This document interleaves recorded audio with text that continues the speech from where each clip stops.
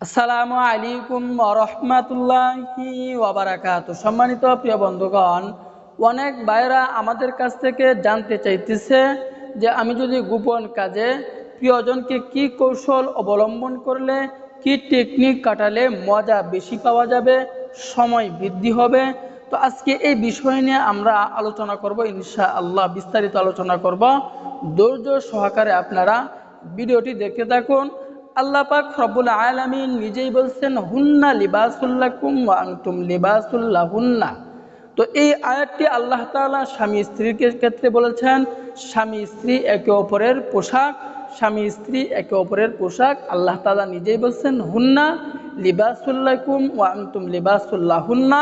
তো এই আয়াতের দ্বারা আপনি যেভাবে ইচ্ছা শুয়ে বয়ে, আপনার যেভাবে ইচ্ছা আপনি সেভাবে কাজ করতে পারবেন। এই ব্যাপারে হাদিসের মধ্যে কোনো নিষেধ নাই, কোরআনের মধ্যে কোনো নিষেধ নাই।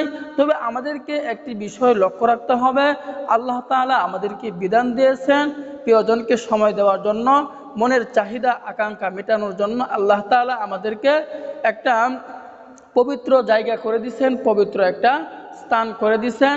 তবে আমাদেরকে বিষয়গুলো খেয়াল রাখতে হবে। আল্লাহ তাআলার আরও কিছু বিধান আছে।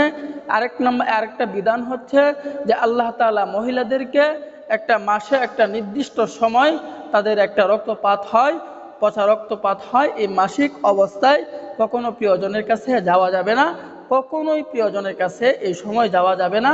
এটা হাদিস থেকে নিষেধ আছে। তাহলে এক নাম্বার হচ্ছে প্রিয়জনের কোন সময় যাওয়া যাবে না, যখন মাসিক চলাকালীন প্রিয়জনের কাছে যাওয়া যাবে না। আরেকটা কাজ হচ্ছে, অনেক ভাইয়েরা হয়তো বা এই কাজটা করে থাকেন, সেই কাজটি হচ্ছে যারা প্রিয়জনের সাথে বায়ু পথে মাসিক চলাকালীন অনেক ভাইয়েরা যদি এই কাজ করেন, এইটা একটা গর্হিত কাজ, এটা একটা নিন্দাজনক কাজ। আমরা প্রিয়জনকে বায়ু পথ দিয়ে কখনোই আমরা সময় দিব না, কখনো এই কাজ করব না, এটা মানুষের কাজ হতে পারে না। তো এই দুটি কাজ থেকে আমরা বিরত থাকব। আরও অনেক কাজ থেকে আমাদেরকে বিরত থাকতে হবে, কারণ এটা আল্লাহ তাআলার বিধান, আল্লাহ তাআলার হুকুম। আমরা মুসলমান ইমানদার, আমাদেরকে আল্লাহ পাকের জান্নাতে যেতে হবে। দুনিয়াতে থেকে যদি গুনাহের কাজ করি, দুনিয়াতে থেকে যদি আমরা গর্হিত কাজ করি, তাহলে কিন্তু আমাদেরকে পরকালে শাস্তির সম্মুখীন হতে হবে।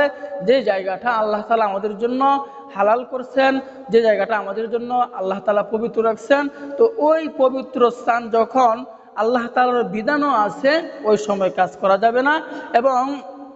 এবং পিছনের রাস্তা দিয়েও কখনোই কাজ করা যাবে না। এই বিষয়গুলো আমাদেরকে লক্ষ্য রাখতে হবে। আরেকটা কথা বলে রাখি, যে কিভাবে মজা বেশি পাওয়া যাবে, অন্য কোনো টেকনিক, অন্য কোনো কৌশল আছে কিনা। বরং পৃথিবীতে এমন একটা জিনিস, পৃথিবীতে এমন একটা শিক্ষণীয় বিষয় যেটা কখনোই উস্তাদের কাছ থেকে শিখতে হয় না। এটা পৃথিবী থেকে আল্লাহ তাআলা তাকে তার অন্তরের ভিতরে, তার মনের ভিতরে এই পদ্ধতিটা আল্লাহ তাআলা অটোমেটিক বয়স হইতে থাকে, সে শিখতে থাকে। এটা কোনো উস্তাদ লাগে না, অন্য কোনো মানুষের সাহায্য লাগে না যে এটা এভাবে শিখতে হবে, এটা এভাবে করতে হবে। বরং প্রত্যেকটি মানুষের ভিতরে আল্লাহ তাআলা এটা বয়সের অনুপাতে আল্লাহ তাআলা তাকে এটা তার অন্তরের ভিতরে আল্লাহ তাআলা অটোমেটিক দিয়ে দিচ্ছেন। তো আপনারা জানেন আল্লাহ তাআলা বলছেন, হুন্না লিবাসুল লাকুম ওয়া আনতুম লিবাসুল লাহুন্না। যেভাবে ইচ্ছা আপনি প্রিয়জনকে সময় দেন,